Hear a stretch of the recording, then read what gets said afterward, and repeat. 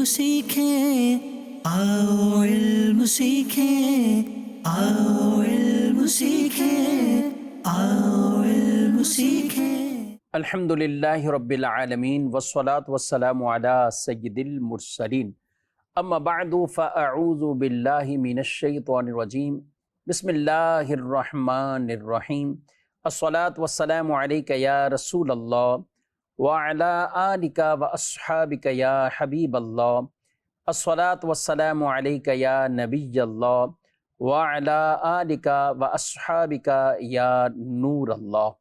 Madani channel के नाजरीन, programme अकायदो नज़रियात में आपको खुश आमदीद कहते हैं। इस प्रोग्राम में हमारे साथ आप शामिल रहिए। इंशाअल्लाहुल अज़ीज़ अकायद के हवाले से बहुत सी मालूमात सीखने को मिलेगी। इब्तिदान दुरूद पाक की फजीलत हमारे प्यारे नबी सल्लल्लाहु अलैहि व आलिहि वसल्लम का फरमाने अज़मत आलिशान है, ज़य्यिनु मजालिसकुम बिस्सलाति अलैया फ़इन्न सलातकुम अलैया नूरुल लकुम यौमल क़ियामह।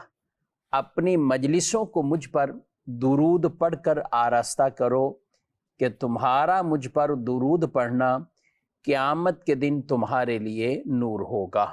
सल्लु अलल हबीब सल्लल्लाहु तआला अला मुहम्मद सल्लल्लाहु अलैहि व आलिहि वसल्लम। नाज़रीन किराम, आज का हमारा जो मौजू है वो है मुक़द्दस मकामात से तवस्सुल वसीला इख्तियार करना, यानी ऐसी जगह, ऐसा मकाम जो अल्लाह के नज़दीक कुर्ब वाला है। रब तबारक व तआला उनकी बदौलत हमारी दुआओं को कबूल फरमाए। जी हाँ, हम अहले सुन्नत के नज़दीक वसीला इख्तियार करना, तवस्सुल इख्तियार करना, ये बिल्कुल जायज़ है। और ये तवस्सुल बिल आमाल भी है और इसी तरीके से तवस्सुल बिल मकाम, वो जगह, वो ख़ास मकाम कि जिनकी निस्बतें अल्लाह के प्यारों के साथ हैं और हम उन निस्बत की वजह से वहाँ पर दुआ मांगें, हम उस निस्बत की वजह से उसको वसीला अल्लाह की बारगाह में पेश करें, ये बिल्कुल जायज़ अमल है। कुरान मजीद फुरकान हमीद में वाज़े तौर पर अल्लाह पाक ने इरशाद फरमाया, या अय्युहल्लज़ीना आमनुत्तकुल्लाह वब्तगू इलैहिल वसीला। है ईमान वालो, अल्लाह से डरो और उसकी तरफ पहुंचने का वसीला तलाश करो। अल्लाह से डरना है, तकवा इख्तियार करना है और वसीला तलाश करो।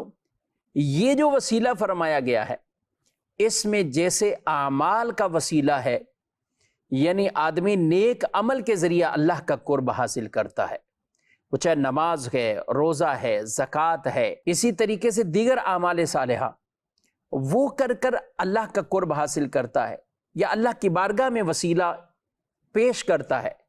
चाहे वो माँ बाप की खिदमत है, इसी तरीके से अपने आप को कई तरह के गुनाहों से बचाना और दीगर कई ऐसे असबाब और आमाल हैं ऐसे कि जिनको वसीला बनाया जा सकता है और आदमी ये अमल करते भी रहना चाहिए।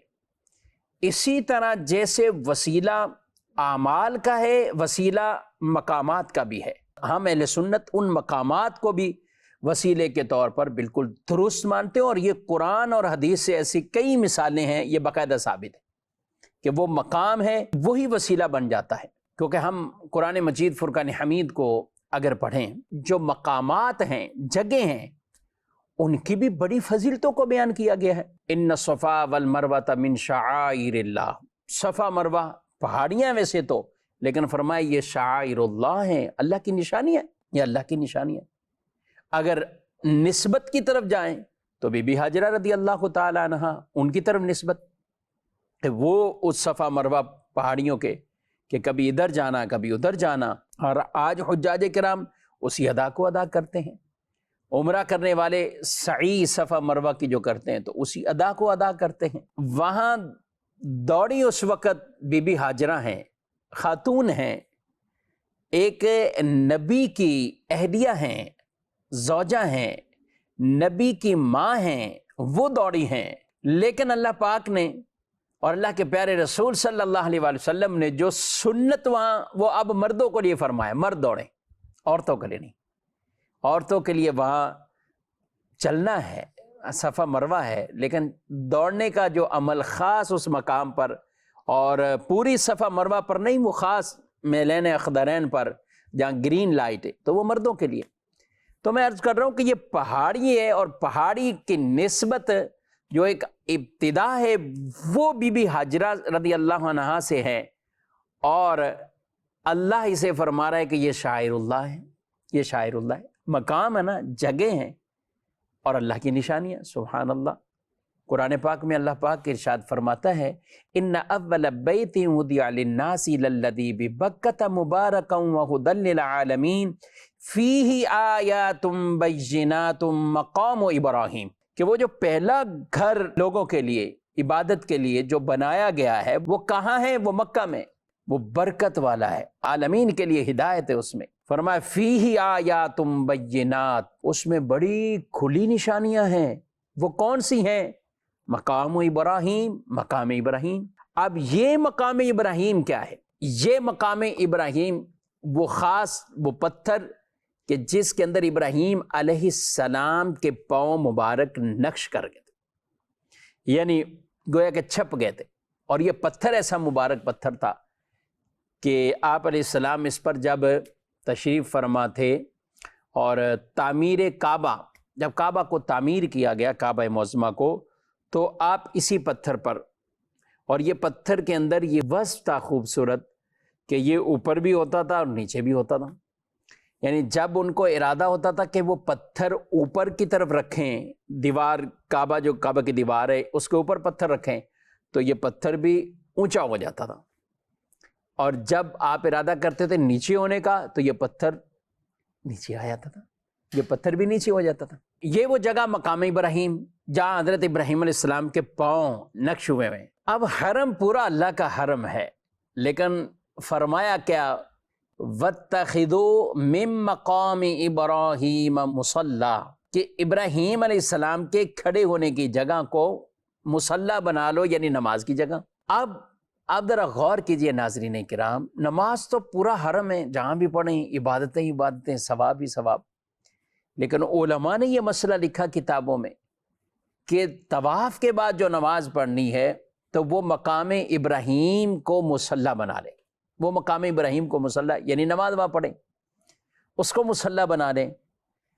اگر عام طور پہ جیسے آج کل بہت رش ہوتا ہے اور وہاں کسی کے لیے پاسبل نہ ہو تو ٹھیک ہے، جو بھی اس سے تھوڑا اور دور یا پورے حرم میں جہاں چاہیں وہ نفل پڑھ لیں، لیکن یہاں بات نسبت کی ہو رہی ہے، اور قرآن اسے بیان فرما رہا ہے، اللہ بیان فرما رہا ہے کہ مقام ابراہیم کو نماز کی جگہ بناؤ۔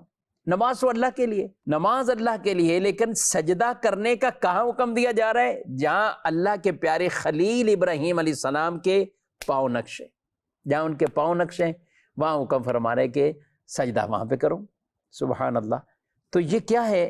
یہ بھی اس نسبت والی ایک جگہ ہے جس کی اہمیت کو قرآن نے بیان فرما دیا، قرآن نے بیان فرما دیا۔ تو میں عرض کر رہا تھا کہ اللہ والوں سے جن چیزوں کی نسبتیں ہوتی ہیں وہ مبارک چیزیں ہیں، ان کے ذریعے سے اب انسانوں کو اللہ کا قرب ملتا ہے، اور انہی جگہوں پر جا کر آدمی اس نظریے، اس سوچ کے ساتھ، اس عقیدے کے ساتھ دعا کرے اللہ اس کی برکت سے میری دعاؤں کو قبول فرمائے گا، کیونکہ نسبت پیاروں سے، نسبت پیاروں سے ہے۔ قرآن مجید فرقان حمید میں واضح طور پر حضرت زکریا علیہ السلام آپ کا واقعہ بیان ہوا ہے، آپ اولاد کی دعا مانگتے تھے، یا اللہ بیٹا عطا فرما، بیٹا عطا فرما، لیکن ایک طویل عرصہ گزر گیا، یہاں تک کہ آپ بڑھاپے میں پہنچ گئے، آپ بیٹے کی دعا مانگتے مانگتے مانگتے بڑھاپے میں پہنچ گئے۔ تو جب آپ بڑھاپے میں پہنچ گئے، اب ہوا معاملہ یہ کہ آپ کی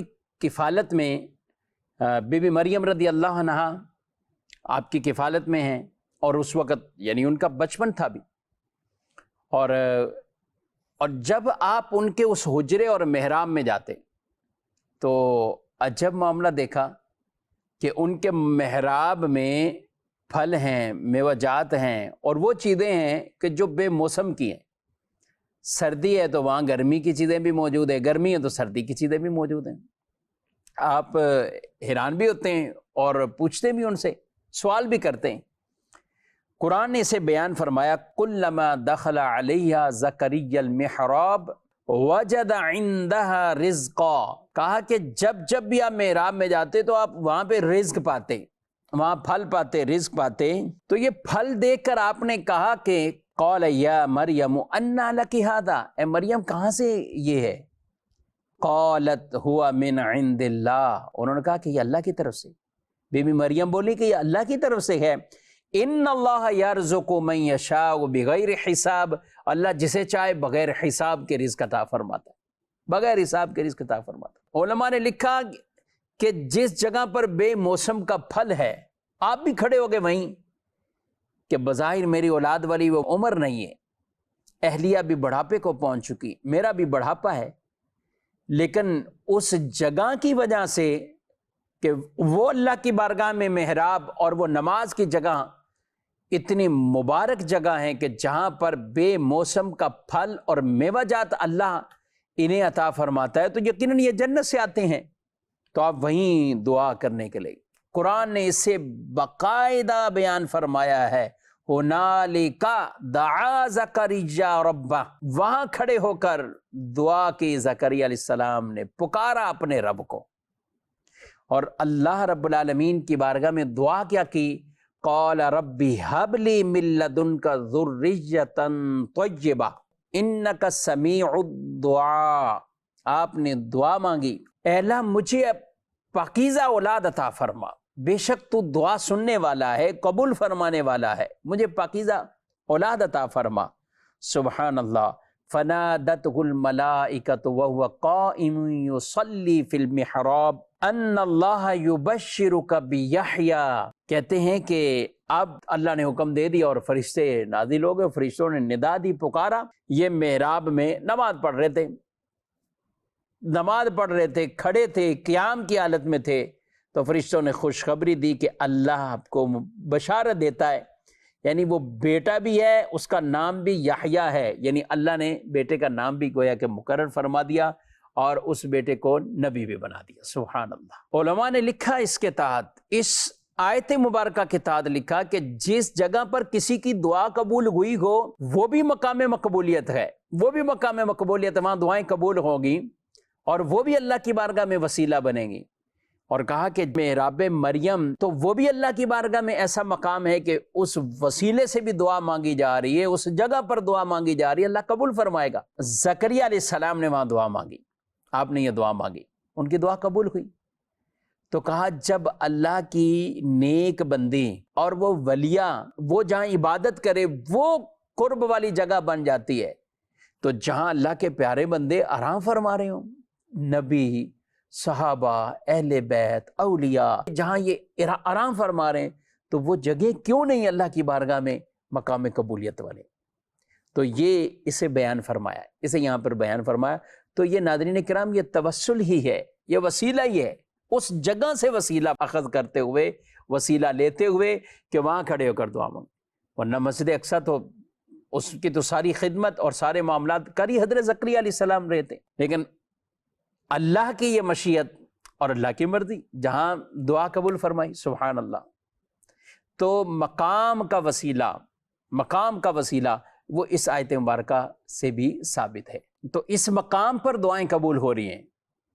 آئیے میں آپ کو دوسرا مقام بھی قرآن نے جسے بیان کیا ہے، خود ہمارے پیارے نبی صلی اللہ علیہ وآلہ وسلم کا مبارک روزہ، نبی پاک صلی اللہ علیہ وسلم کی حیات طیبہ میں آپ کی ذات اقدس اور آپ کے دنیا سے وصال فرما جانے کے بعد آپ کا مبارک روزہ، اس سے وسیلہ لیا گیا، کئی اعتبار سے وسیلہ لیا گیا، اور سب سے بڑا وسیلہ اس سرکار سے شفاعت مانگنے جاتے ہیں، اس دربار میں جائیں، وہاں حاضر ہوں، اور اللہ پاک کی طرف سے بشارت بھی کہ اللہ گناہ معاف فرماتا ہے۔ وَلَوْ أَنَّهُمْ ظَلَمُوا أَنفُسَهُمْ جَاءُوكَ فَاسْتَغْفَرُوا اللَّهَ وَاسْتَغْفَرَ لَهُمُ الرَّسُولُ لَوَجَدُوا اللَّهَ تَوَّابًا رَحِيمًا، اگر لوگ اپنی جانوں پر ظلم کر بیٹھے اور اے محبوب آپ کے پاس آ جائیں اور یہاں کر کیا کریں؟ اللہ سے معافی مانگیں، رسول بھی سفارش کر دیں، ان کے لیے استغفار کر دیں،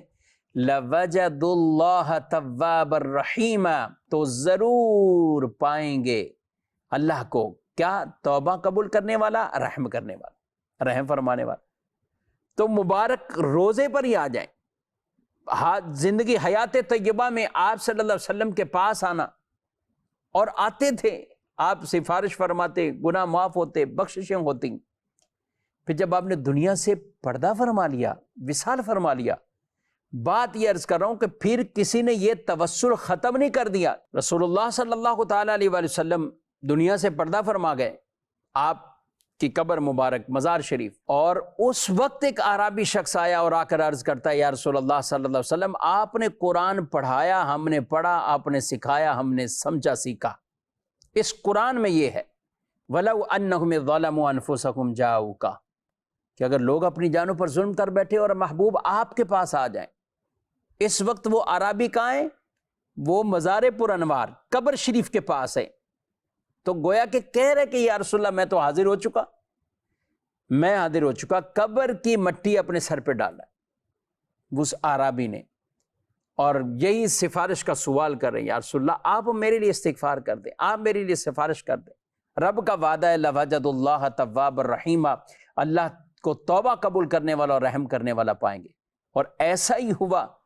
سبحان اللہ، مبارک قبر سے آواز آتی ہے کہ عربی جا، اللہ نے تجھے بخش دیا ہے، اللہ نے بخش دیا۔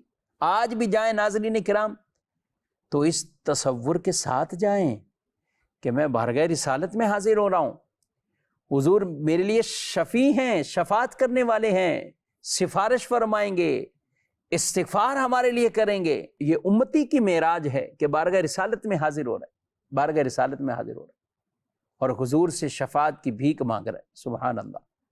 تو حضور علیہ السلام کا مبارک روزہ خود یہ توسل کا مقام ہے، یہ وسیلہ کا مقام ہے۔ ہم عائشہ صدیقہ رضی اللہ تعالیٰ عنہا سے کسی نے جب کہا کہ قحط ہے، بارش نہیں ہے، پانی کے لیے لوگ تڑپ گئے، تو انہوں نے کیا کہا؟ یعنی یہ میں عرض کر رہا ہوں وصال شریف کے بعد، تو انہوں نے کہا کہ حضور علیہ السلام جس کمرے میں، حجرے میں آرام فرما رہے ہیں نا، جو قبر ہے آپ کی، قبر مبارک، تو اس سے اوپر جو چھت ہے، اس وقت چھت ایسی کوئی لینٹر کی یا مضبوط پکی نہیں ہوتی تھی، بلکہ لکڑیاں ہیں، شاخیں ہیں، پتے ہیں، اس طرح کی چیزیں رکھ کر چھت بنا لی جاتی تھی۔ تو کہا کہ وہاں سے کچھ لکڑیوں کو، درختوں کی شاخوں کو، لکڑیوں کو ہٹاؤ، یہاں تک کہ آسمان ڈائریکٹ قبر مبارک کو دیکھ لے، یعنی آسمان اور قبر کے درمیان کوئی چیز حائل نہ کرو۔ تو یہ انداز اختیار کیا گیا، اور جیسے ہی یہ کیا بارش نصیب ہو گئی، جیسے ہی یہ کیا تو بارش مل گئی۔ سبحان اللہ۔ اور روزہ رسول سے یہ توسل کی کوئی ایک مثال نہیں یا ایک روایت نہیں، بلکہ ایسی کئی روایات ہیں۔ حضرت بلال بن حارث مزنی رضی اللہ تعالیٰ عنہ، آپ نے جب حضرت عمر رضی اللہ تعالیٰ عنہ کا دور تھا تو اس وقت بھی یہی کیفیت ہوئی، کہا یعنی پانی نہیں ہے، اور پانی نہ ہونے کی وجہ سے انہوں نے کہا جا کر یا رسول اللہ صلی اللہ علیہ وسلم، یعنی روزے پر آئے اور روزے پر آ کر عرض کی کہ آپ کی امت پانی نہ ہونے کی وجہ سے ہلاکت میں ہے، ہلاک نہ ہو جائے، یہ خطرہ ہے، آپ امت کے لیے بارش کی دعا فرما دیں۔ یہ جو کہنا ہے نا ناظرین، یہ کلمات یہ بھی توسل ہیں، آپ کہہ دیجئے، آپ اللہ کی بارگاہ میں کہہ دیجئے۔ سبحان اللہ۔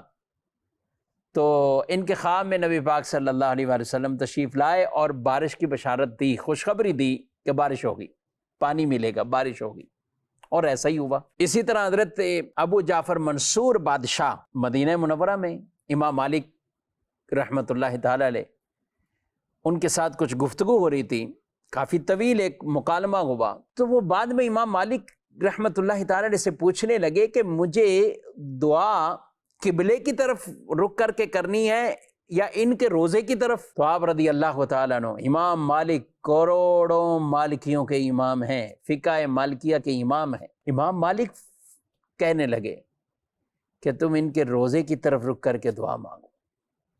کہا تمہارے لیے بھی وسیلائیں جیسے جد امجد یعنی آدم علیہ السلام کے لیے یہ وسیلہ بنے۔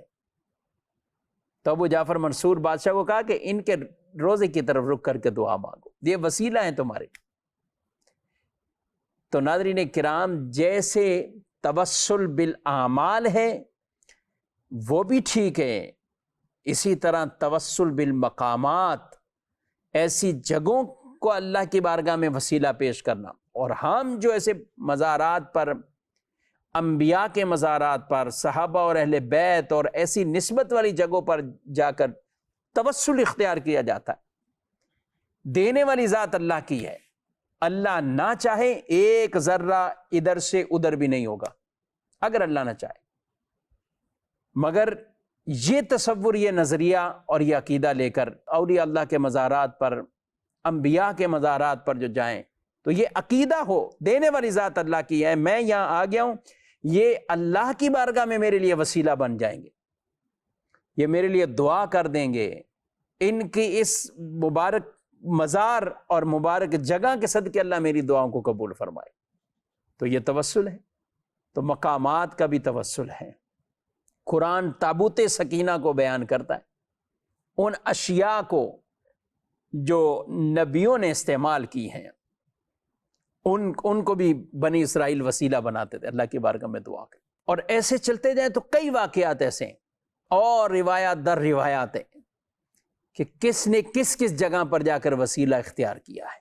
مختصر یہی ہے ناظرین کرام کہ توسل چاہے ذات کا اختیار کیا جائے، اعمال کا کیا جائے، کسی جگہ اور مقام کا کیا جائے، وہ توسل بالکل جائز ہے، وہ وسیلہ اختیار کرنا جائز ہے. آج کے اس ٹاپک اور موضوع پر ہم نے خاص جگہوں کے حوالے سے کچھ سنا ہے، لیکن یہ صرف یہ چند جگہوں کے حوالے سے ہم نے سنا ہے. انشاءاللہ آئندہ پروگرام میں ہم مزید اسی سے اٹیچ اور جو چیزیں ہیں کہ کہاں کہاں توسل کس کس طرح کن کن چیزوں کے ساتھ اختیار کیا جا سکتا ہے، اور اللہ والوں سے جو نسبت رکھنے والی چیزیں ہیں ان کی کیا برکات ہوتی ہیں اور اس کے کیا فوائد حاصل ہوتے ہیں. اللہ پاک ہم سب کو عقائد اہل سنہ پر استقامت عطا فرمائے. ہمارے بزرگوں نے جو عقیدے بیان کیے ہیں وہ ایسے نہیں بیان کر دیے گئے، وہ وہی عقیدے ہیں جو حضرات صحابہ کرام علیہم رضوان والے عقیدے ہیں، وہ وہی عقیدے ہیں جو حضرات اہل بیت اطہار والے عقیدے ہیں، اور وہی چلتے چلتے چلتے آج الحمدللہ ہم اہل سنت کے ہاں وہ عقائد باقاعدہ رائج ہیں. اللہ ہمیں اس پر استقامت عطا فرمائے. آمین بجاہ النبی الامین صلی اللہ علیہ وآلہ وسلم. آؤ علم سیکھیں، آؤ علم سیکھیں، آؤ علم سیکھیں، آؤ علم سیکھیں.